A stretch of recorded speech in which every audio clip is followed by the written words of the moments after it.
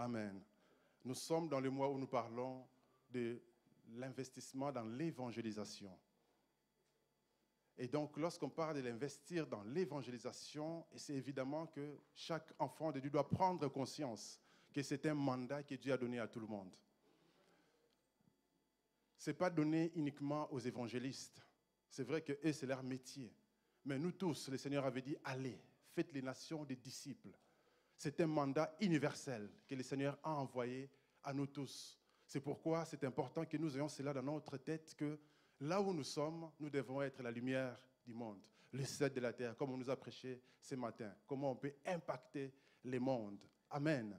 Et nous allons continuer. Aujourd'hui, en particulier, nous allons voir un message sur l'avènement du royaume inébranlable. Amen.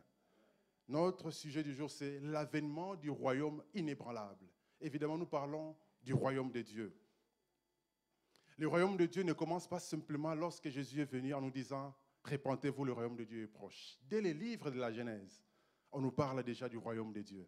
Évidemment, le royaume de Dieu, c'est cette influence de Dieu par le Saint-Esprit ici sur la terre. C'est vrai que là, nous ne voyons pas un royaume qui s'appelle le royaume de Dieu, mais le royaume de Dieu est bel et bien là, de manière invisible par le Saint-Esprit. Le Saint-Esprit contrôle toutes choses. Et si on enlève le Saint-Esprit sur la terre, il y aura des catastrophes. Si tout va bien, malgré des tensions, malgré des crises, c'est parce que l'Esprit de Dieu est sur la terre. Et l'Église est là. Amen. Et l'avènement de ce royaume inébranlable est déjà là. Mais ça sera encore de manière visible bientôt. Amen. Nous allons lire la parole du Seigneur. Vous allez comprendre dans Daniel, chapitre 2, à partir du verset 31. Les livres du prophète Daniel, à partir du 2e chapitre, verset 31. C'est l'histoire, évidemment, du songe qu'a fait le roi Nebuchadnezzar. Il a fait un songe et il l'a oublié. Il veut qu'on lui rappelle les songes et l'explication. Et évidemment, à l'époque, c'était un roi absolu. Il veut tuer tout le monde s'il n'a pas l'explication. Aujourd'hui, ce serait un scandale. Mais à l'époque, c'était tout à fait normal qu'un roi ait le pouvoir sur tout le monde, pouvoir des vies ou des morts. Nous allons lire la parole du Seigneur. Je vous prie de bien vouloir vous lever. Nous allons lire la parole du Seigneur ensemble. Et là, Daniel est en train de dire au roi les rêves qu'il a fait, les rêves qu'il a oubliés. Lisons la parole du Seigneur. Ô roi, tu regardais et tu voyais une grande statue. Cette statue était immense, d'une splendeur extraordinaire. Elle était debout devant toi et son aspect était terrible. La tête de cette statue était d'or pur. Sa poitrine et ses bras étaient d'argent. Son ventre et ses cuisses étaient d'airain. Ses jambes de fer, ses pieds en partie de fer et en partie d'argile. Tu regardais lorsqu'une pierre se détacha sans le secours d'aucune main, frappa les pieds de fer et d'argile de la statue et les mit en pièces. Alors, le fer, l'argile, l'airain, l'argent et l'or furent brisés ensemble et devinrent comme la balle qui s'échappe d'une aire en été. Le vent l'emporta et nulle trace n'en fut retrouvée. Mais la pierre qui avait frappé la statue devint une grande montagne et remplit toute la terre. Voilà les songes. Nous en donnerons l'explication devant le roi. Ô roi, tu es le roi des rois, car le Dieu des cieux t'a donné l'empire, la puissance, la force et la gloire. Il l'a remis entre tes mains en quelque lieu qu'ils habitent, les enfants des hommes, les bêtes des champs et les oiseaux du ciel, et t'a fait dominer sur eux tout. C'est toi qui es la tête d'or. Après toi s'élèvera un autre royaume moindre que le tien, puis un troisième royaume qui sera d'airain et qui dominera sur toute la terre. Et il y aura un quatrième royaume, fort comme du fer. De même que le fer brise et rompt tout, il brisera et rompra tout comme le fer qui met tout en pièces. Et comme tu as vu le pied et les orteils en partie d'argile des potiers et en partie de fer, ce royaume sera divisé, mais il y aura en lui quelque chose de la force du fer, parce que tu as vu le fer mêlé avec l'argile. Et comme les doigts des pieds étaient en partie de fer et en partie d'argile, ce royaume sera en partie fort et en partie fragile. Tu as vu le fer mêlé avec l'argile, parce qu'ils se mêleront par des alliances humaines, mais ils ne seront point unis l'un à l'autre, de même que le fer ne s'allie point avec l'argile. Dans les temps de ce roi, le Dieu des cieux suscitera un royaume qui ne sera point détruit et qui ne passera point sous la domination d'un autre peuple. Il brisera et anéantira tous ces royaumes-là, et lui-même subsistera éternellement. C'est ce qu'indique la pierre que tu as vue, s'est détachée de la montagne sans le secours d'aucune main, et qui a brisé le fer, le rein, l'argile, l'argent et l'or. Le grand Dieu a fait connaître au roi ce qui doit arriver après cela. Le songe est véritable et son explication est certaine. Alors le roi Nebuchadnezzar tomba sur sa face et se prosterna devant Daniel et ordonna qu'on lui offrît des sacrifices et des parfums. Le roi adressa la parole à Daniel et dit, « En vérité, votre Dieu est le Dieu de Dieux, le Seigneur des rois, et il a révélé les secrets, puisque tu as pu découvrir le secret. » Ensuite, le roi éleva Daniel et lui fit de nombreux et riches présents et lui donna les commandements de toute la province de Babylone, et il établit chef suprême de tous les sages de Babylone. Amen. Acclamons la parole du Seigneur. Gloire à Dieu. Au travers de ces textes, nous voyons premièrement ces personnages de Daniel. Daniel était un grand prophète, parmi les prophètes majeurs de la Bible. Et lorsqu'il est arrivé en déportation à Babylone, lui qui était en Juda, il était dans son pays tranquillement, et tout à coup, puisque le pays a péché, évidemment, les habitants de Judée ont péché, et la punition, Dieu a envoyé ses rois, Nebuchadnezzar, pour envahir les pays, détruire même les temples, les ustensiles des temples ont été pris. On a pris l'élite du pays et on l'a déporté à Babylone. Et c'est dans ce contexte que Daniel, un Judéen, se retrouve à Babylone, à l'étranger, loin de son pays, loin du temple, là où les enfants de Dieu priaient, les enfants d'Israël priaient, loin des valeurs. Il se retrouve dans un pays païen, où il y a l'idolâtrie, où il y a les astrologues, des sages. Quand vous lisez les textes, vous verrez à quel point il y avait l'idolâtrie. Mais c'était aussi un pays technologique. Parce qu'il faut savoir que lorsqu'on parle de Babylone, avant eux, il y avait des Sumériens sur ces territoires. Les pays où Dieu avait dit à Abraham, sors de là. Abraham habitait dans ces pays, Dur en Chaldée, les Chaldéens. Il habitait ces pays. Dieu l'a sorti de là pour l'amener à Canaan. Mais ici, on voit Daniel et ses amis et tous ceux qui habitaient là, les Ézéchiel, les prophètes, tous ces gens-là qui ont été déportés, ils se retrouvent de l'autre côté. Là où Dieu avait dit à Abraham de sortir, ils se retrouvent là-bas, au case départ. Les pays où Dieu avait dit sortez de là, mais ils se retrouvent là-bas en captivité, esclaves en d'autres termes. Et ils étaient obligés d'étudier la littérature chaldéenne. Et pour Daniel, c'était une grande preuve, parce qu'on les obligeait à manger la nourriture souillée, la viande sacrifiée aux idoles. Mais Daniel a dit, je ne mangerai pas. Il a demandé à l'intendant de ne pas manger la viande sacrifiée aux idoles, de ne pas se souiller au repas que les rois mangeaient. C'était une nourriture livrée aux idoles, une nourriture impure, une nourriture qui ne convenait pas au peuple de Dieu. Et Daniel, on l'a autorisé à ne pas manger, il ne mangeait que des légumes. Mais par la grâce de Dieu et par l'intelligence, il était en bonne santé par rapport à ceux qui mangeaient la viande. Il avait découvert les secrets qu'il y a des légumes qui ont plus de protéines que de viande. Il a découvert les secrets de bien manger, de bien dormir et de bien travailler son intelligence. Et après le temps de formation, il est devenu le plus intelligent, le plus sage. Il était 10 fois plus intelligent que ses contemporains. 10 fois plus sage. Il avait réponse à tout ce qui concernait les énigmes, des questions compliquées. Il avait des réponses, il avait la révélation, il avait en lui l'esprit des révélations, il avait en lui l'intelligence, la sagesse. C'est pourquoi, frères et sœurs, être enfant de Dieu ne nous exclut pas d'être intelligent, d'étudier. Il faut étudier. C'est quelque chose de très important. Et Daniel a étudié là où il est parti. Il ne s'est pas laissé aller. Il n'a pas attrapé la coutume des Babyloniens. Mais il a continué à honorer Dieu. Et de l'autre côté, on voit Nebuchadnezzar, le roi. C'était un roi puissant.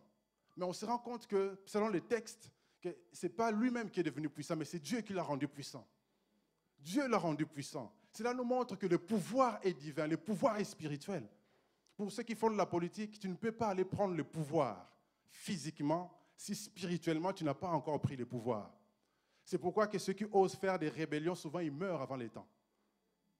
Mais on peut être un rebelle si on a reçu spirituellement le pouvoir et on peut établir un pouvoir et faire une révolution. Mais si tu oses être un révolutionnaire sans spirituellement avoir le pouvoir, souvent ces gens-là meurent avant les temps. C'est pourquoi Nebuchadnezzar ou Nabuchodonosor a reçu ce pouvoir. Il est devenu un roi puissant. Il est parti conquérir le peuple de Dieu. Il a récupéré les ustensiles du temple et le temple a été souillé. Imaginez un lieu de culte. On a récupéré tout pour faire le culte. Et on ramène ça dans la maison des idoles à Babylone. C'était une humiliation. Une humiliation pour le peuple de Dieu. Et ceci peut être le cas pour vous et moi.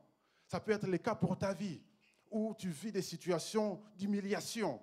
Toi, enfant de Dieu, mais tu regardes ta vie, tu as l'impression que ta vie n'a pas de forme. Sans forme. Tu n'as pas de travail. Il n'y a pas d'argent, il n'y a pas de moyens.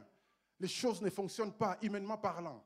Si tu es étudiant, il y a des étudiants où tu sens que des choses sont compliquées. On est comme humilié. On passe par des échecs, on passe par des crises, des famines, des situations compliquées. Ce sont des choses qui peuvent arriver. Et quand ça arrive, on se pose des questions.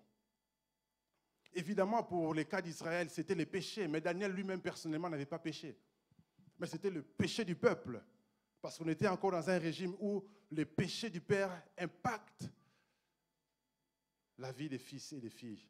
Et même aujourd'hui, c'est pareil. Si vous êtes parent et que vous tuez quelqu'un, vous allez en prison, vos enfants vont subir cela. C'est pourquoi c'est important quand on est des pères, des parents, d'être responsables spirituellement, moralement et même matériellement. Et plus important, être responsable pour leur salut. C'est pour ça que quand on parle de l'évangélisation, ça commence dans la famille. Ça commence dans la famille. Il faut prier, apporter la parole aux enfants, qu'ils comprennent et qu'ils acceptent Jésus aussi. Et qu'ils fassent les pas, leur donner des devoirs spirituels en lisant des textes bibliques. Parce que cela fait partie du projet de Dieu, comme on nous a dit ce matin. Moi et ma maison, nous servirons le Seigneur. Parce que si on impacte dehors et que chez nous, nos enfants sont des païens, c'est un échec aussi. Et donc, nous revenons sur le texte, nous voyons que Israël se retrouve en humiliation. C'est pourquoi vous lirez comme des psaumes du genre, on a suspendu nos arbres. Comment chanter des cantiques de l'Éternel sur cette terre étrangère? Ils ont suspendu leurs cantiques. Ils ne chantent plus les cantiques du Seigneur. Ils ont arrêté de faire la louange. C'était la dépression, c'était la crise, parce qu'ils étaient loin de leur terre. Et plus tard, Jérémie va envoyer des prophéties en disant, là où vous êtes, habitez des maisons que vous n'avez pas bâties. Dieu a des projets de paix pour vous et non des malheurs. Et Jérémie était en train d'envoyer des prophéties pour encourager le peuple de Dieu, parce que c'était un temps où même lui-même, Jérémie, était déprimé. Quand vous lisez Lamentation de Jérémie, vous voyez à quel point il était amer par rapport à la situation. Et ça, c'est des choses qui arrivent dans la vie. Mais il faut savoir, frères et sœurs, que Dieu nous promet un royaume inébranlable. Et ce royaume est déjà disposé. C'est pourquoi Jésus disait, répentez-vous quand le royaume de Dieu est proche. Ça veut dire que le royaume de Dieu est là. Le royaume de Dieu est à notre portée. Et cela se passe par l'influence du Saint-Esprit. Ça veut dire que même dans un endroit où il y avait un chaos, dès lors que l'Esprit de Dieu est là, les choses vont changer. L'ordre divin va être rétabli et les choses vont changer. Amen. Et donc, Nebuchadnezzar va faire un songe ou un rêve. Ça dépend des versions des Bibles que vous utilisez. Au fait, en hébreu, les mêmes mots peuvent être traduits en français par rêve ou songe. Mais si vous cherchez une différence, en fait, il n'y a pas vraiment de différence entre rêve et songe par rapport au texte qu'on a lu. Tout simplement qu'il y a des rêves ou des songes que Dieu envoie lui-même lorsque tu es dans un sommeil profond. C'est ce que Job nous dit. Et quand c'est ce genre de songes, c'est Dieu qui envoie les messages. Parce que quand tu fais un rêve où tu es dans un sommeil paradoxal, ça peut être un rêve lié à la nourriture que tu as mangée la veille ou au film que tu as regardé ou aux préoccupations que tu as. C'est pour ça que si tu veux avoir des songes, il faut dormir profondément, comme un bébé. Là, Dieu peut te parler par des songes. Il va t'envoyer des messages. Parce que quand tu es en sommeil profond, ton cerveau n'est plus actif.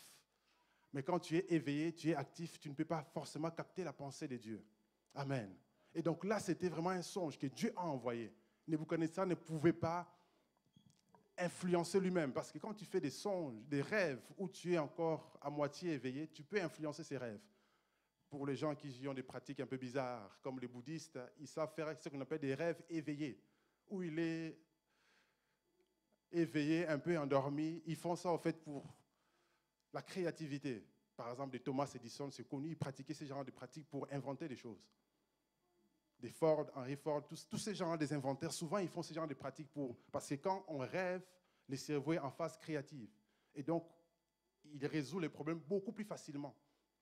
Et donc, il pratique ce genre de choses. Donc, ça veut dire qu'un rêve qui est dans la phase de sommeil paradoxal, tu peux toi-même l'influencer pour les gens qui font des pratiques bizarres. Mais là, la Bible nous montre que c'est un songe. Ça veut dire qu'il était vraiment dans un sommeil profond. C'est les messages qui venaient de Dieu. Mais il a oublié les messages. Et il ne connaît pas l'explication. Comment faire? Il appelle les astrologues, tous les sorciers du pays. Ils n'arrivent pas à trouver. Pourquoi? Parce qu'il n'y a que Dieu qui connaît les futurs, frères et sœurs. Il n'y a que Dieu qui connaît le futur. Parce que parfois, on a l'impression que Satan connaît tout, il est partout. Non, c'est faux. Satan n'est pas omniscient. Parfois, tu as l'impression que le diable te suit partout. Non, ce n'est pas lui. Le diable, il est peut-être quelque part en train de bronzer. Ce n'est pas lui. C'est peut-être un démon. Le diable, Satan n'est pas partout. Et Satan ne connaît pas tout non plus. Il n'y a que Dieu qui connaît tout. Il n'y a que Dieu qui connaît tout. C'est pourquoi il faut être tranquille. Et Daniel savait que Dieu connaît tout. Il a vu que sa vie était en danger parce qu'il était parmi les sages de Babylone. Alors il va aller faire une demande d'audience pour demander au roi de lui donner un délai pour qu'il prenne le temps d'interroger le Seigneur. C'est pourquoi, frères et sœurs, qu'importe la souffrance, des problèmes, il faut aller à la rencontre du Seigneur. Ça ne sert à rien de pleurer. C'est bien, on peut pleurer, ça soulage émotionnellement. Mais après ça, va à la rencontre du Seigneur. C'est ce que Daniel avait fait. Et c'est comme ça qu'il a reçu la révélation. C'est comme ça qu'il a reçu la révélation. Et il reçoit la révélation, et c'est le texte qu'on a lu. Il a reçu la révélation. Il a vu ces grands statues. La tête était d'or. Ensuite, on voit, il y a une partie des bras, une partie du tronc qui était en argent, une partie des cuisses, c'était en airain, et une partie des jambes et des pieds en fer, et les pieds, c'était en fer et en argile.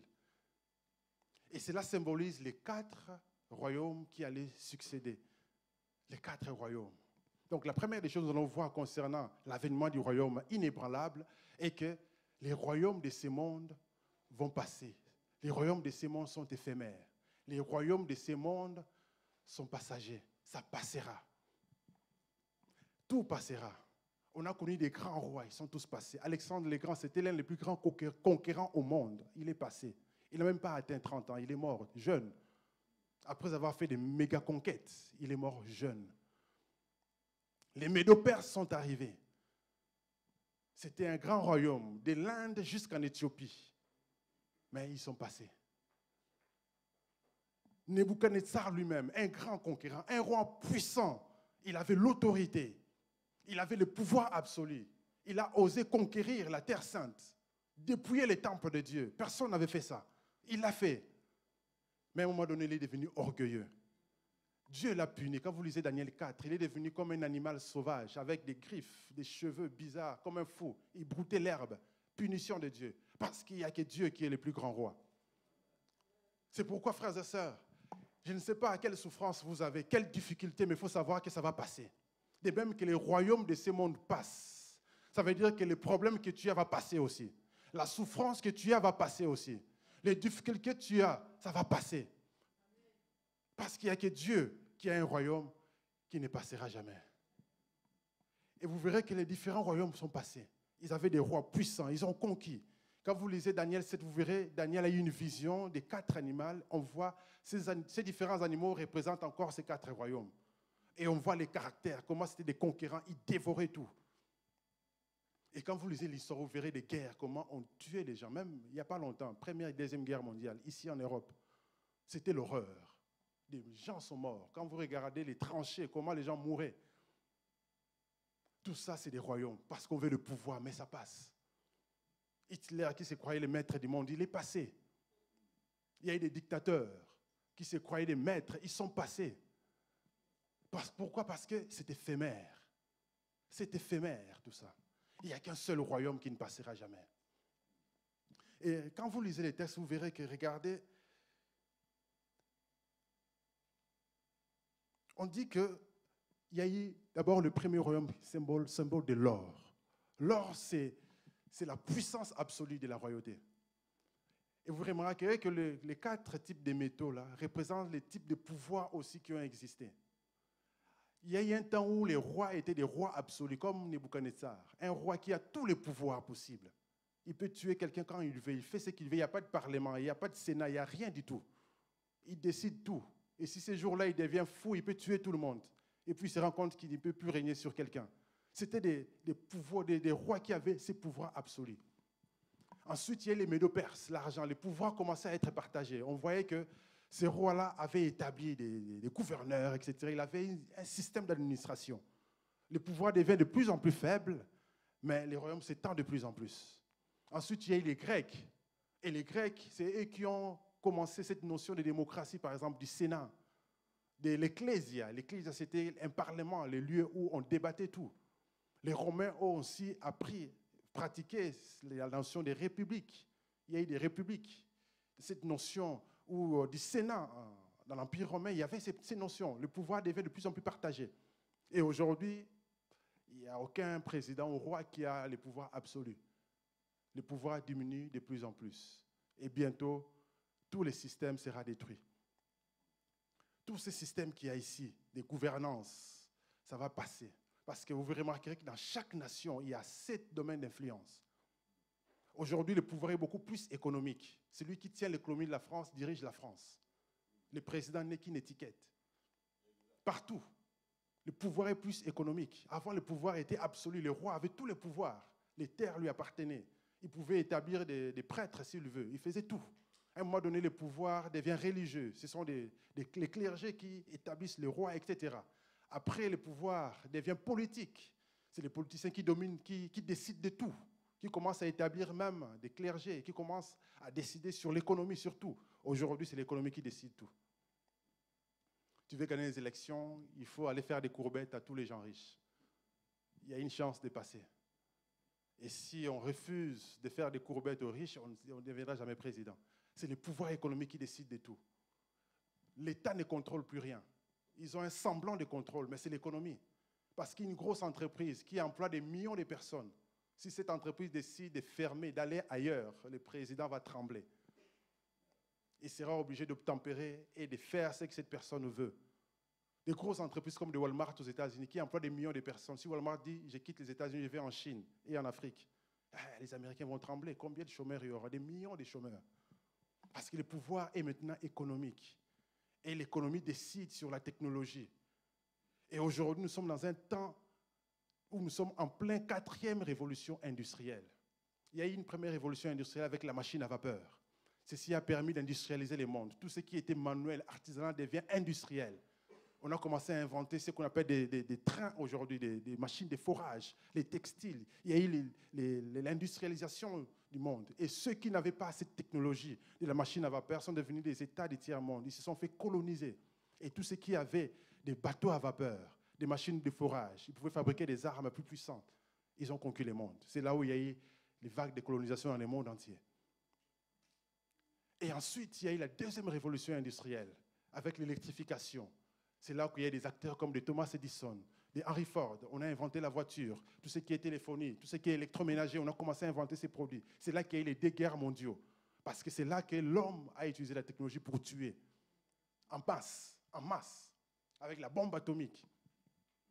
C'est là qu'on voit les systèmes de fer mêlés avec l'argile. C'est-à-dire que le système est fort, puissant, on peut détruire tout ce qu'on veut, mais on est fragile en même temps. Parce que le système est divisé. Le système est divisé. Ici, par exemple, on est tranquille. Chacun, à la fin du mois, on reçoit nos salaires, on croit que tout va bien, mais en réalité, tout ne va pas si bien que ça. Il n'y a que Dieu qui tient. Qui croyait qu'il y aurait la guerre en Ukraine? L'Ukraine, c'est un pays européen, un pays moderne. Tout allait bien, mais du jour au lendemain, une ruine soudaine. Aux États-Unis, c'est la crise aussi. Avec les procès de Donald Trump, c'est très grave, parce qu'il risque 400 ans de prison. Avec tous les chefs d'accusation. Mais avec ça, qu'est-ce qui se passe? L'Amérique est fragilisée, est divisée. Parce qu'en même temps, ceux qui sont au pouvoir actuellement, je ne peux pas citer leur nom, on est sur YouTube. En même temps, son fils, c'est un grand pédophile, il y a des preuves. Et ça va bientôt sortir au grand public. Ah oui, l'Amérique est divisée. En Europe, la même chose, il y a des divisions partout. En Belgique, les Flamands, les Wallons ne s'entendent pas. En Espagne, la Catalogne veut prendre son indépendance. Tout ce qu'on voit, c'est semblant de démocratie, tout va bien, mais c'est fragile en même temps. C'est un système basé sur les alliances humaines. C'est fragile en même temps. En même temps, il y a des grands milliardaires. Mais en réalité, ces milliards-là, c'est virtuel. Hein. C'est juste des 0 et des 1 sur des méga ordinateurs. C'est pour ça que la Bible parle d'une pierre. Ça sera le deuxième point. On va en parler. Tout ça, c'est juste des 0 et des 1. C'est les chiffres binaires. Il suffit d'éteindre tous ces ordinateurs, c'est fini, il n'y a plus d'argent. C'est pour ça que quand tu veux investir, cherche à investir sur des choses concrètes.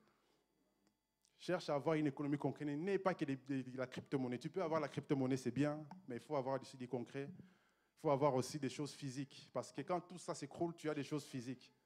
À l'ancienne, les systèmes antifragiles. Il faut avoir l'économie antifragile. C'est très important.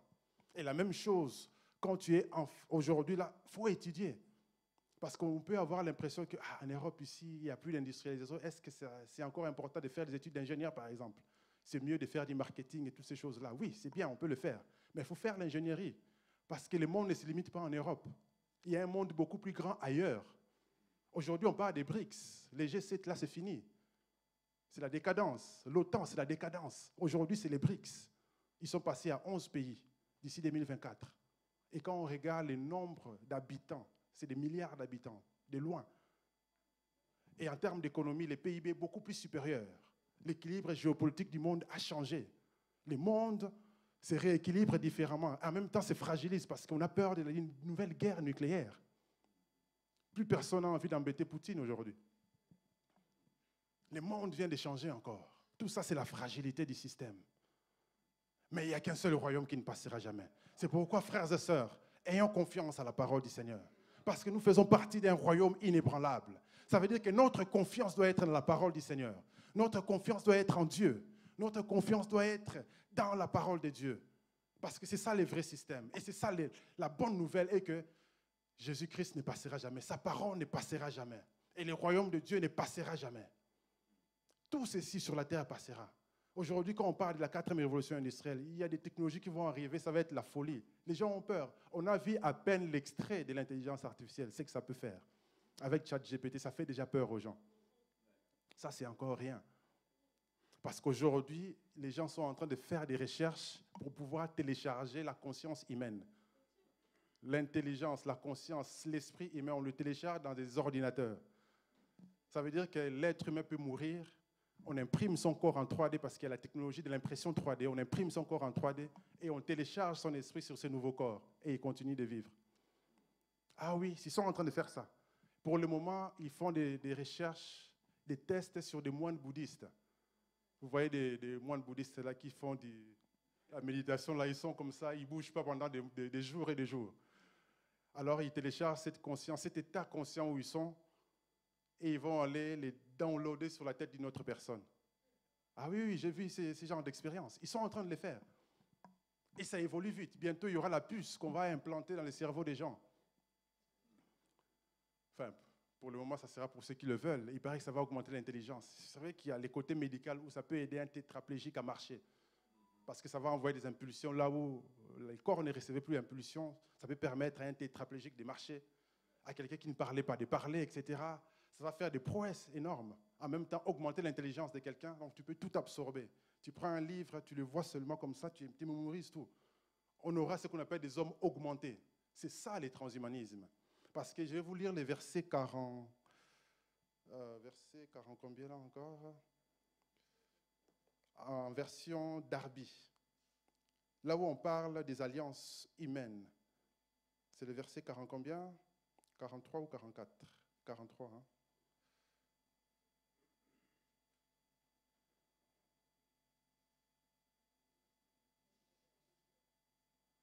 Voilà, on va lire, je cherche les versets. Voilà, les versets 43. Le verset 43, il explique que là où le fer sera mêlé avec l'argile, ce mélange-là qui ne peut pas tenir, il dit, et selon que tu as vu, voilà, on a affiché les versets, on parle des alliances humaines, et ils ne se mêleront pas. Ça, c'est Louis II. Je vais vous lire d'Arabie qui traduit de manière littérale, beaucoup plus performant. Regardez, dans d'Arabie, c'est dit, et selon que tu as vu le fer mêlé avec de l'argile grasse, ils se mêleront à la sémence des hommes, mais ils n'adhéreront pas l'un à l'autre, de même que le fer ne se mêle pas de l'argile. Là, on a dit alliance, ici on parle des sémences. Ils se mêleront des sémences des hommes avec les fers. Comment on peut mélanger les sémences des hommes dans ce contexte-là?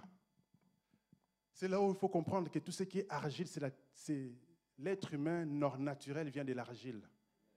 Mais il y aura aussi les êtres humains qui viennent du fer, les êtres humains augmentés. Ils vont essayer de mélanger tout ça pour créer une nouvelle race avec les transhumanismes. Ça, c'est la technologie du futur qui arrive. Quand vous lisez les livres de Laurent Alexandre, La mort de la mort, il parle de ce genre de choses. Où les gens qui vont mourir bientôt, ils se font congeler, ceux qui meurent maintenant, là. Ceux qui aiment ces philosophies-là, ils se font congeler, la cryogénisation. Comme ça, d'ici 100 ans, quand ils auront la bonne technologie, on les décongèle et on les réanime. Mon Dieu. Et il y a des films qui en parlent, hein, Demolition Man, c'était des gens congelés. Au fait, le cinéma nous montre le futur. Et ça nous permet de comprendre là où nous allons. C'est là où, quand on apporte l'évangile, on doit savoir où va ce monde. Où ils vont avec leur folie. Parce que ça, c'est la folie. Au lieu de faire avec les milliards qu'ils ont, d'investir sur des choses pour éradiquer la pauvreté. Aujourd'hui, sur la terre, il y a suffisamment d'argent pour éradiquer la pauvreté, pour construire des maisons pour tout le monde. Il y a trop d'argent. Mais non, ils ne veulent pas partager. Et il y en a même qui achètent toutes les terres agricoles du monde. Pourquoi? Parce qu'ils ne veulent pas que les gens mangent normalement. Soi-disant, ça pollue la terre. Et pourtant, c'est faux. Hein? Soi-disant, ça pollue la terre. Pourquoi? Parce qu'ils veulent maintenant un autre business d'impression 3D de tout ce qui est aliment. C'est-à-dire que la viande, le steak, là, ça sera plus, les steaks qui viennent de la vache, ça sera imprimé en 3D. Pareil, ils vont faire la même chose pour des plantes. C'est pour ça qu'ils achètent toutes les terres agricoles. Vous connaissez ces milliardaires, je ne vais pas citer son nom. Pourquoi? C'est la cupidité. Ils sont forts parce qu'ils ont l'argent, ils ont le pouvoir, mais ils sont fragiles en même temps. Parce que quand ils font ça, qu'est-ce qui va se passer? À un moment donné, il y aura la crise, non? Les gens vont manger quoi? Ils n'auront plus rien à manger parce que vous avez acheté toutes les terres, il n'y a plus personne, il n'y a plus d'agriculteurs. Et que si cette technologie-là tombe en panne, parce qu'il suffit d'un virus, hein, parce que tout sera électronique. Il suffit d'un virus pour tout casser. C'est pourquoi notre confiance doit être en Dieu. On l'a vu pendant cette crise de Covid, comment le monde pouvait être paralysé par un virus, quelque chose d'invisible qu'on ne voit même pas. C'est fragile en même temps. Mais le royaume de Dieu ne passera pas. Et il y aura une pierre, la Bible dit, une pierre sans le secours d'aucune main qui viendra et qui va tout écraser. Tout écraser. Comme de la balle, ça va devenir de la poussière. Tout sera écrasé. C'est pourquoi notre confiance doit être dans ces royaumes inébranlables. Et cette pierre, c'est la technologie de Dieu. Dieu aussi est un Dieu de technologie, frères et sœurs. Quand vous lisez la Bible, comme Bishop nous disait toujours, lisez entre les lignes. Il y a la technologie. Quand Jésus dit que je suis ici, je suis en même temps au ciel, c'est quoi ça? C'est la technologie, ça. Il est partout en même temps. Il est en même temps dans nos cœurs. En même temps, il est ici pendant que nous prions. Il est en même temps dans l'église à côté. Il est en même temps dans l'église à côté. Comment est-ce possible? Parce que Dieu est multidimensionnel. Quand on parle de multiverse, Dieu a cette technologie-là. Et la technologie de Dieu va tout écraser. Parce que du jour au lendemain, tout va passer. Tout va passer. Parce que le jour où le Seigneur posera son pied sur le mont des Oliviers, par le souffle de sa bouche, tout sera anéanti. Tout sera anéanti. Et on va établir un nouveau royaume. Et la pierre là, Dieu, c'est la technologie de Dieu. C'est pour ça que David, face à Goliath, il a utilisé aussi la pierre pour terrasser le système de Goliath. Parce que le système de Goliath était en train de paralyser Israël. Les gens avaient peur. Les gens craignaient tout. Les gens ne pouvaient plus rien faire. Goliath était là pendant 40 jours, insultait Dieu, insultait l'armée de Dieu. Vous pouvez passer par ces temps-là où vous êtes vraiment humiliés. Les gens se moquent de vous. Les gens font n'importe quoi contre vous. Mais restez tranquille. Confiez-vous au Seigneur. Cherchez le Saint-Esprit. Parce que le royaume de Dieu fonctionne par l'Esprit de Dieu. Quand le Saint-Esprit va atterrir, les choses vont être renversées. Israël qui avait peur lorsque Goliath était terrassé, juste une petite pierre comme ça, quelque chose d'insignifiant qui va écraser un géant qui avait plus de 3 mètres, écrasé au sol et il tombe par terre. Et tout est fini. Et la peur a changé de camp. Amen. Dis à ton voisin, la peur va changer de camp. Parce que nous sommes dans un royaume inébranlable. La peur va changer de camp. Même si tu souffres aujourd'hui, fais confiance en Dieu. Continue de chercher Dieu. La Bible dit à celui qui persévérera, parce qu'il faut persévérer. Il faut faire l'effort de manière continuelle. À celui qui vaincra. Ça veut dire que pour vaincre, il faut terrasser l'ennemi.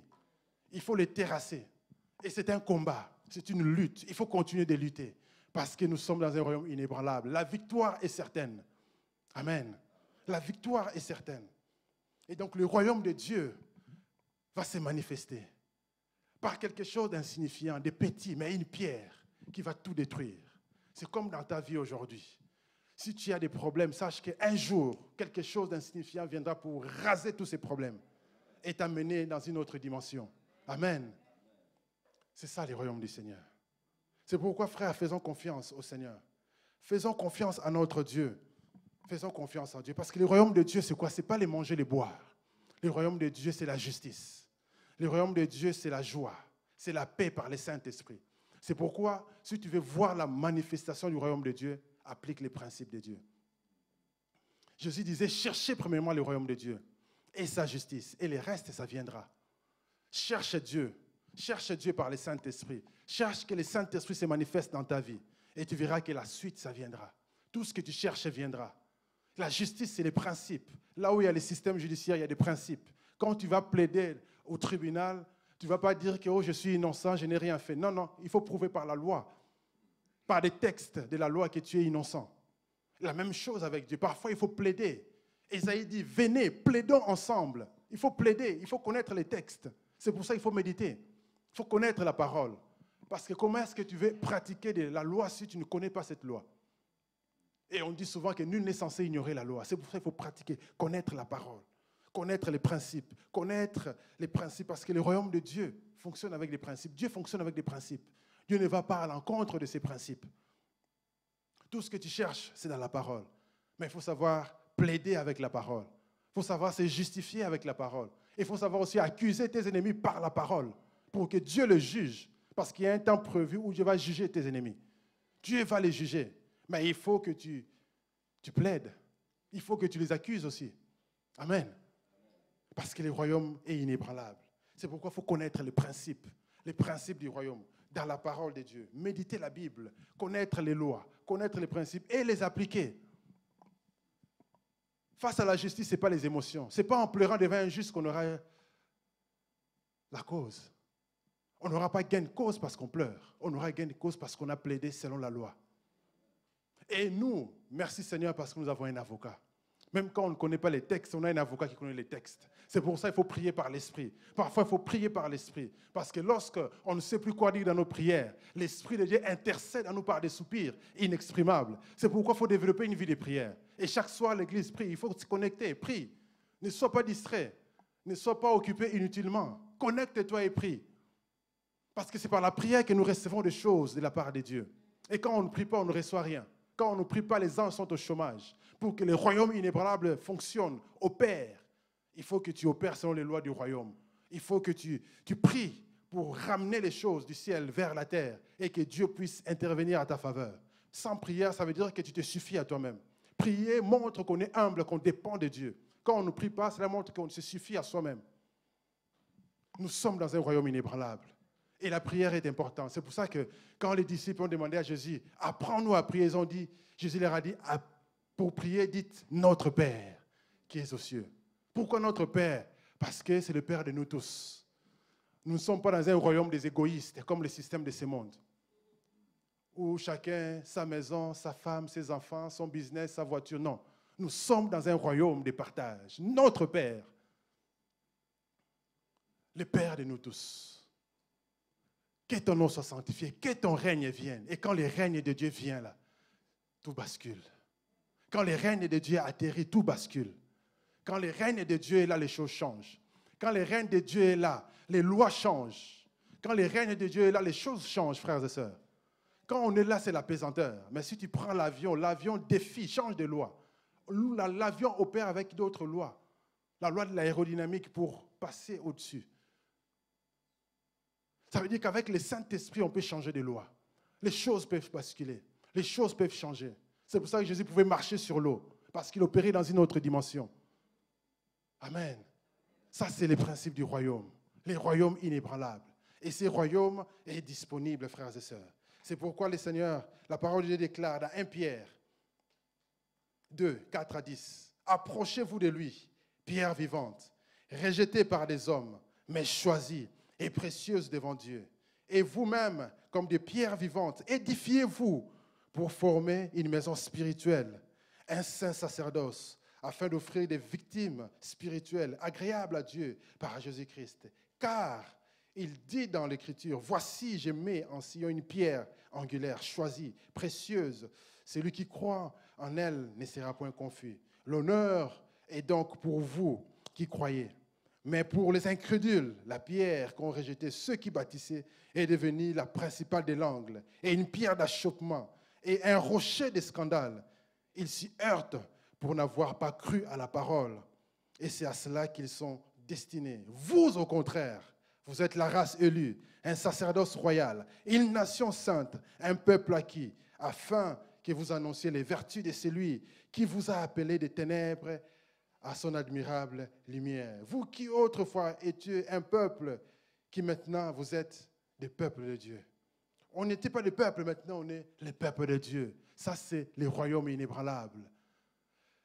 Tous ceux qui vont essayer de combattre Dieu, ils vont se heurter à cette pierre. Ça veut dire que tous ceux qui combattent ta vie, ils vont se heurter à cette pierre. Tous ceux qui combattent l'évangile, ils vont se heurter à cette pierre. Tous ceux qui combattent Dieu, les systèmes de Dieu, ils vont se heurter à cette pierre. C'est pour ça que nous sommes là. Nous serons tous témoins de voir combien ce monde, tous ceux qui sont contre Dieu vont aller à la ruine. Tous ceux qui combattent l'évangile vont aller à la ruine. C'est pour ça qu'il faut être calme. Il faut être patient comme Dieu. Comment est-ce que tu peux évangéliser dans ces conditions? Sois influent, comme on nous a parlé le matin. Impact par ton caractère. Impact par ta joie de vivre. Ne sois pas déprimé les matins. Parfois, j'observe les gens quand j'arrive les matins. Je vois la tête des gens. Parfois, ça fait pitié. Il y a un gars en particulier, je cherche une occasion pour lui parler. Je suis patient aussi, comme Dieu, j'observe seulement. Quand il arrive le matin, vous avez pitié. Les gars, une de ses têtes, oh mon Dieu. Déjà, il marche au ralenti. Vraiment comme ça. Oh, pardon. Vraiment comme ça. Il traîne son sac. Je regarde, je dis, mon Dieu, mais qu'est-ce qu'il a, Seigneur? Et j'intercède seulement dans mon cœur, les gars, les regarde, et il passe. Après, il passe. Il fait seulement des tours. Il boit un café, il revient, il passe, il passe. Il y a des gens qui ont besoin du royaume inébranlable, de l'influence du royaume de Dieu. Amen. Les gens ont besoin de l'influence du royaume. Ils ont besoin de l'influence du royaume. Et c'est par nous que ça passe. On nous a parlé du matin d'être les sels de la terre. Les sels influencent dedans. C'est pour ça que là où tu es, au travail, à l'école, influence, donne les goûts. N'entre pas dans l'amour, ne fais pas comme tout le monde, tu n'es pas tout le monde. Donne les goûts. Quand le sel est dans la nourriture, on sait qu'il y a du sel. Même si on ne le voit pas, on sait que la nourriture est salée. Ne sois pas trop salé, sinon les gens ne mangeront pas. Parce que quand on fait l'excès de chrétienté, là, ça fait fuir. Sois naturel. Ne fais pas fuir les gens, parce que là, c'est trop de sel. Il faut doser. Équilibre. Amen. Il faut doser l'équilibre. Il faut doser. Ne fais pas fuir les gens, parce que les gens ne comprennent pas l'évangile, Dieu, tout cela. L'Europe, il faut réévangéliser l'Europe. Les gens, on vit dans une génération des vrais païens. Parce que les 68 ans ont rejeté Dieu et ils ont donné naissance aux enfants que nous avons aujourd'hui qui ne connaissent rien de Dieu. C'est pour ça que les églises sont vides. Et il faut réévangéliser l'Europe. Les gens ne connaissent rien de Dieu. Pour eux, c'est des légendes. Voilà, David contre Goliath, c'est des légendes qu'on cite souvent dans des conférences, dans les langages de la vie de tous les jours. Ils ne connaissent rien de Dieu, de la Bible. Rien, rien, rien. Des vrais païens. Il faut réévangéliser. Comment? Par l'influence. Calmement, doucement. Tu jettes un petit mot par ici, par là. Ça fait travailler. Moi, j'ai une collègue là que je suis. C'était tout doucement. Une fois, elle arrive, j'ai fait la méditation parce que vraiment, il paraît que ça aide pour les yeux. Je dis, mais c'est très bien la méditation. Super, moi aussi, je médite. Mais c'est bien. Et après, voilà, je sais qu'on ne parle pas de la même chose, mais c'est déjà un point de départ. Et c'est tout doucement. Une fois, voilà, elle me raconte ses problèmes. J'ai dit, je vais prier pour toi. Il n'y a pas de problème. Voilà. C'est tout doucement. On injecte la parole calmement, une dose à la fois, une dose, jusqu'à ce que la parole va rentrer. C'est comme ça, on influence. Parce que c'est comme ça que le royaume sera visible. Si on n'influence pas, le royaume ne sera pas visible. Le monde va continuer dans la corruption. Et il faut que le monde voie qu'il y a un Dieu. Il faut que les gens voient Dieu au travers de toi. Parfois, tu vas subir des injustices. Mais reste calme, continue à faire comme Jésus nous a parlé. Les textes de Matthieu 5, qu'on nous a prêché le matin là. Lisez tous ces chapitres-là, vous verrez comment Jésus parlait, comment tu peux accepter les injustices. Mais le but, c'est de gagner ce monde. Parce que si on doit répondre le mal pour le mal, ça n'ira pas. Parfois, on doit accepter de perdre pour gagner plus tard. C'est ce que Jésus a fait. Jésus a accepté de perdre. On l'a insulté, on l'a mis à la croix. Il a la capacité de sortir de la croix, mais il a accepté de mourir. Comment un Dieu peut mourir? Incroyable. Il a accepté de mourir. Mais 3 jours plus tard, il est sorti là pour vous dire qu'avec Christ, nous triompherons toujours. Frères et sœurs, avec Christ, nous triompherons toujours. C'est pourquoi, frères et sœurs, faisons-lui confiance. Faisons confiance à notre Dieu. Faisons-lui confiance. Parce que quiconque nous combattra, même si pour le moment vous avez l'impression que Dieu est loin, Dieu n'est pas loin. Persévère, sois patient. Parce qu'ils se heurtent sur la pierre et ils vont échouer. Parce que cette pierre-là va écraser tout. Cette pierre-là qui a tué Goliath, qui va détruire tous les systèmes. Même si ta famille, c'est des grands sorciers, les plus grands sorciers qui existent. Daniel était à Babylone parmi les sorciers. Il les a influencés. Amen. Il est devenu même le chef. Dans les textes, il est devenu le chef de tous ces gens-là. Et il les a influencés. À un moment donné, même on disait, lorsqu'il faudra prier, il faudra que tout le monde prie les dieux de Daniel. Ça, c'est dans le chapitre 3. Quand ils ont vu que le feu ne pouvait pas les brûler, ils ont dit, ces gens sont trop forts. Ces gens sont trop forts. Faisons confiance à Dieu, c'est la foi. Il faut faire confiance en Dieu. Accepte les pertes, mais pour gagner plus tard. Ensuite, troisièmement, nous allons voir que ce royaume va se manifester. C'est une promesse. Dieu a promis son royaume. Dieu a promis ce royaume. Ce royaume-là va arriver. La Bible déclare que le Seigneur viendra. Il posera son pied sur le mont des Oliviers. Il posera son pied. Tout œil le verra. Même ceux qui l'ont percé, les Romains. L'Empire romain, c'est vrai qu'il n'existe plus, mais ça existe encore sous d'autres formes. Parce que tous les systèmes du monde occidental, c'est basé sur l'Empire romain. Que ce soit les systèmes judiciaires, la justice, les systèmes du droit, droit à la propriété, les systèmes même architecturaux, quand on regarde l'architecture, des voûtes, etc., des dômes, c'est les systèmes romains. Les systèmes de la République. C'est pour ça que beaucoup ont quitté la royauté pour adopter la République. C'est le système romain. Tous ces systèmes-là vont s'écrouler. Ce système va s'écrouler. Et Dieu va établir son royaume. Et il y aura un nouveau royaume sur la terre. Le royaume de Dieu va s'établir. Ce sera les règnes des 1000 ans. On va régner avec Christ. Et ceux qui plaçaient leur espoir sur des richesses éphémères, ils vont tout perdre. C'est pourquoi investissons dans le royaume de Dieu.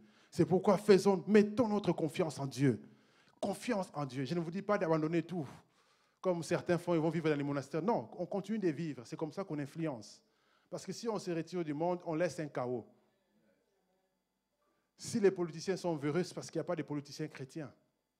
Je parle des vrais chrétiens, c'est-à-dire ceux qui pratiquent la parole, pas des semblants de chrétiens qui sont les premiers à voler, surtout dans certains coins du monde. Ils sont pires que les païens. On parle de ceux qui pratiquent la parole, des disciples de Christ. Il faut que les chrétiens soient là. Il faut que les enfants de Dieu soient là. Comme Daniel était à Babylone, il était à côté du roi. C'était des païens. Et lui, il était enfant de Dieu. Il est resté enfant de Dieu. Mais il les a influencés. Là où eux, ils n'avaient pas de réponse, lui, il avait la réponse. Ça, c'est les manifestations du royaume de Dieu. Mais plus tard, tout ça va s'écrouler. Ça sera un temps où ça sera le règne de Dieu sur la terre. Il y aura un gouvernement de Dieu sur la terre. Jérusalem sera la capitale du monde. Et Christ va régner. La Bible déclare qu'on va régner avec lui. Et il y aura la prospérité sur la terre. On va vivre longtemps. Les gens vont vivre longtemps. Il y aura la paix. Il y aura la richesse, il y aura la prospérité. Et ça sera le système de Dieu. Amen. Ça, c'est le système de Dieu. Et c'est ce que Dieu a promis. Et nous avons fixé nos yeux sur ça. Et c'est ce que nous devons dire aux gens. Parce que les gens ne voient que la vie sur la terre. Mais il y a une vie après ce monde-ci. Ça sera l'établissement du royaume de Dieu. Et c'est là que les choses de Dieu vont se passer. Et tous ceux qui avaient placé leur confiance dans ce monde, qui ont refusé Dieu, ben, ils vont être perdus. C'est pourquoi, frères et sœurs, mettons notre confiance en notre Dieu. Il faut que ce monde voit que Dieu existe. Et ça passera par nous. Lorsqu'il nous dit d'aller, de faire de toutes les nations des disciples, c'est de leur apporter cette parole.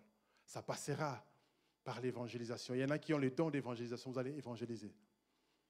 Il y en a simplement par les amitiés, lorsque vous recevez les gens sur vous, manifestez le royaume de Dieu. Invitez les gens, parlez de Dieu. Témoignez ce que Dieu a fait dans votre vie. Témoignez ce que Dieu a fait pour vous. Témoignez ce que Dieu a fait pour vous. Et c'est ça l'influence du royaume. Témoignez ce que Dieu a fait. Les souffles de vie que vous avez. Expliquez aux gens, parce que les gens aujourd'hui n'ont plus de culture.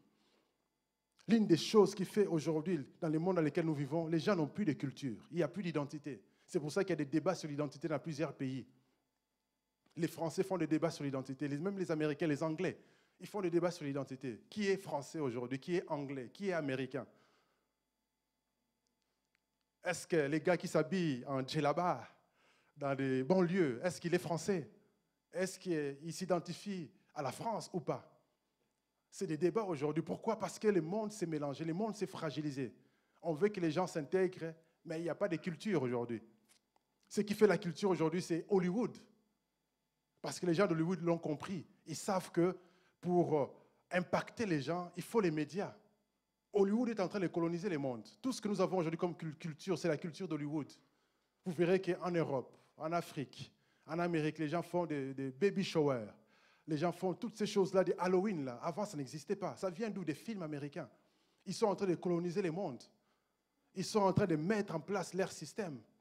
Mais il faut qu'aujourd'hui, nous, chrétiens, qu'on puisse montrer à ces gens-là qu'il y a une culture qui est au-dessus des autres. Ça veut dire que je peux vivre dans la paix, je peux vivre dans la joie, je peux vivre dans le respect. Et que le modèle familial, ancestral, que Dieu a établi, c'est les meilleurs modèles. Mais il faut qu'on le dise. Et il faut qu'on le montre. Parce qu'aujourd'hui, tout est sans dessus.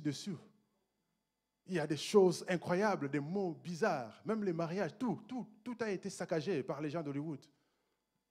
Maintenant, il y a les polyamours, c'est-à-dire les mariages à 3 ou à plusieurs. Polyamour. Tout ça, c'est une crise.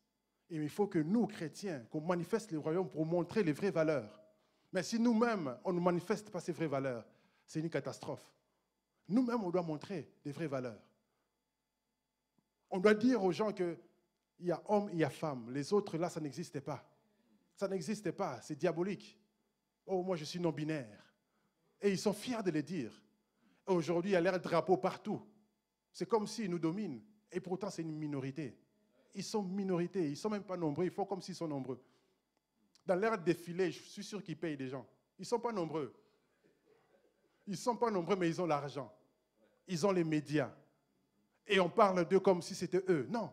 Ils mettent leur drapeau pour essayer de nous faire peur. Non, on n'a pas peur. Ces drapeaux-là, c'est les symboles de Dieu. Quand vous regardez les trônes de Dieu, il y a l'arc-en-ciel. Mais ils prennent ça pour faire leurs choses des sacrilèges. C'est comme si Ils étaient en train de nous humilier. Mais il y a un temps où tout ça va passer. Le royaume de Dieu va s'établir. C'est pour ça qu'il ne faut pas avoir peur de dire que ça, ce n'est pas bon, ça n'existe pas. Il faut le dire. Parce que ces gens-là croient que non, ils vont faire aux gens. Aujourd'hui, dans les médias, si tu oses dire ça, tout le monde va se déchaîner. Mais pourtant, ces gens-là savent au fond d'eux que c'est faux. Mais pourquoi? Parce qu'il y a un envoûtement collectif, c'est diabolique. Parce que le diable tient les médias. Les médias font partie du montagne, c'est une domination. Vous remarquez, même les gens qui connaissent Dieu, quand ils passent dans les médias, vous avez l'impression qu'on dirait qu'ils ne connaissent plus Dieu. Parce qu'il y a un envoûtement. Si tu veux passer dans les médias, il faut prier. C'est un monde à part. Si tu veux dominer là, il faut passer par la parole. Et nous savons que Dieu nous donnera aussi la grâce de dominer ce monde. Son royaume va s'établir pour manifester le règne de Dieu. Et Dieu va régner, son royaume est éternel. C'est pourquoi, frères et sœurs, faisons confiance en Dieu. Et que son règne puisse s'établir dans nos vies, dans nos familles, partout au nom de Jésus, en attendant que le royaume s'établisse de manière visible. Pour le moment, c'est invisible, mais il faut que ça s'établisse. Il faut qu'on voie la paix de Dieu.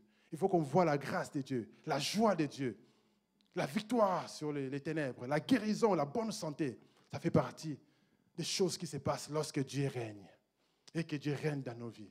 Amen. Nous allons nous lever pour prier, frères et sœurs.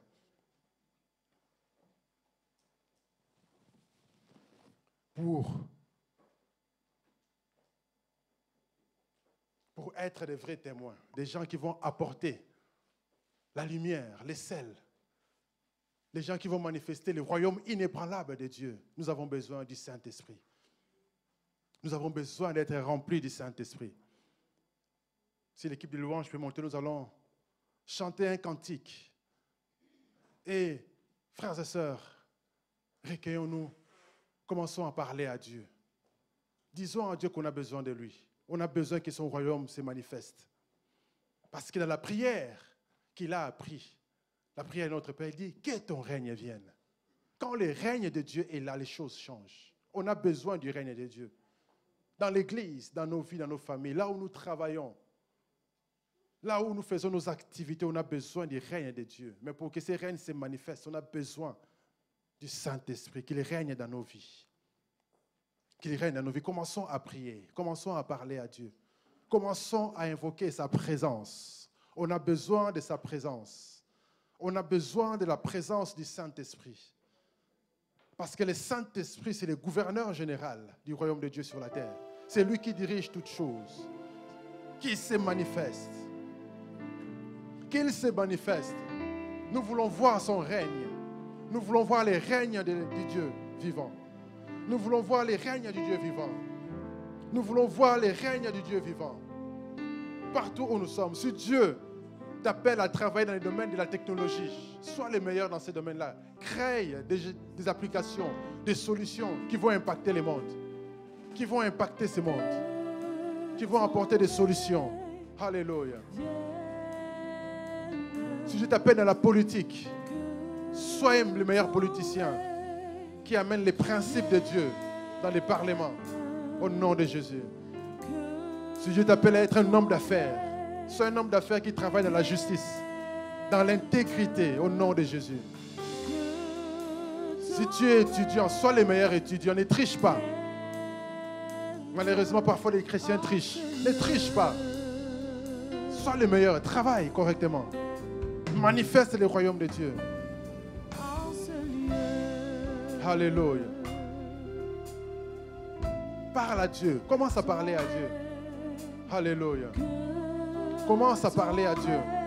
Commence à parler à Dieu. Dispose-toi dans sa présence. Dispose-toi pour qu'il te remplisse et que tu sois un acteur pour la manifestation du royaume de Dieu. Au nom de Jésus-Christ. Au nom de Jésus. Alléluia. Seigneur, nous avons besoin de toi. Besoin de toi. Nous voulons ton règne, Yahweh. Nous avons besoin de toi. Besoin de toi, Yahweh. Besoin de toi, Saint-Esprit. Esprit de Dieu. Saint-Esprit de Dieu, manifeste-toi. Manifeste-toi. Esprit de Dieu, manifeste-toi.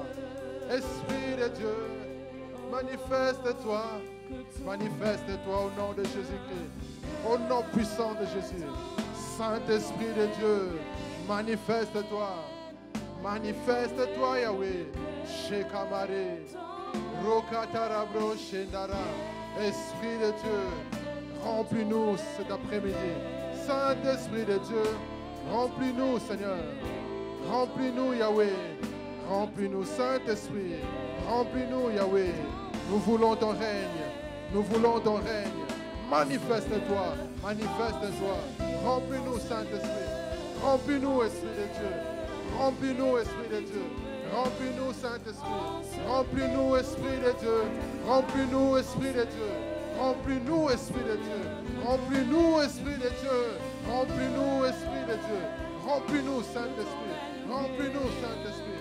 Remplis-nous, Saint-Esprit. Conduis-nous, Saint-Esprit.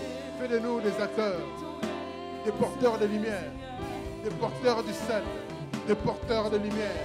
Fais de nous des porteurs de lumière, des porteurs du sel. Makarabosha, Rekatarabosha. Remplis-nous, Saint-Esprit. Remplis-nous, Saint-Esprit.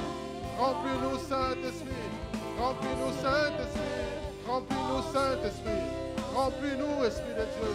Remplis-nous, Esprit de Dieu. Remplis-nous, Saint-Esprit. Remplis-nous, Saint-Esprit. Makarabosha. Nous voulons ton règne. Ton règne dans nos vies. Ton règne dans l'Église. Ton règne partout où nous sommes. Fais de nous des acteurs. Aramashendarabo. Eremakatarabo. Shakakarabo Katara. Rokatarabo. Shekamare. Rokatakerebo. Shendamare Katarabo. Shoyabrakerebo. Shandarabo. Rekatarabo. Mare Karabo. Shakamare. Esprit de gloire. Esprit de Dieu. Esprit de Dieu. Esprit de Dieu. Shekamare. Rendamare. Shakakarabo. Rokarabo Shanda. Mare Katakatarabo. Shekamare Karabo. Remplis-nous, Père. Fais de nous des acteurs. Fais de nous des disciples. Fais de nous des acteurs, des porteurs de lumière. Au nom de Jésus-Christ, pour être les sels de la terre, la lumière du monde, les sels de la terre, la lumière du monde. Au nom de Jésus. Aramashenda. Rokatarabo. Shekarabo. Remplis-nous, Yahweh. Shekamare. Rokatarabo Shanda. Rendamare. Shekakarabo. Mare Katarabo. Shekamare Katarabo. Rokatarabo. Shekamare. Rendamare Katarabo. Shokamare. Rekatarabo. Shokatarabo. Rekatarabo. Shendemare. Rekatakarabo. Shakakatarabo.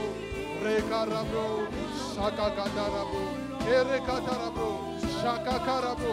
Règne de Dieu. Viens régner Yahweh. Règne dans nos vies. Règne dans nos vies. Règne dans nos vies. Règne dans nos vies. Shandamare. Shekatarabo. Rokataketerebrosha. Mare Katarabosha. Shayabra Ketere.